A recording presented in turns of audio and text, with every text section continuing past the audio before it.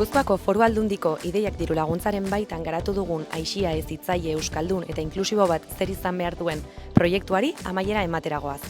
Udaleku eta Uezirekin batera elkarlanean garatu dugun proiektu honetan, Mugazaindiko Euskal Herriko herri ezberdinek parte hartu dute.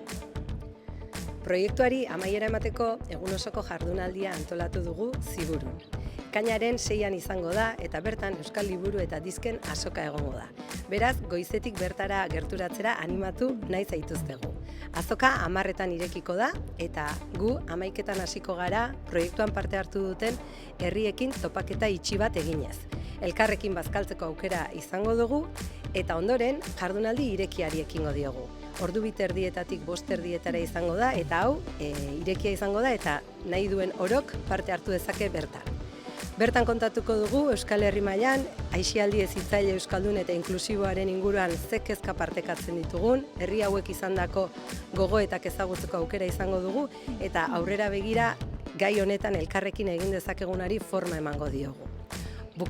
Eguna bukatzeko 5:30 azokara bisita gidatua egiteko aukera egongo da eta 8etan Jurgi Ekizaren kontzertuarekin emango diogu amaiera egunari. Ekainaren 6an Ziburun espero zaituztegu.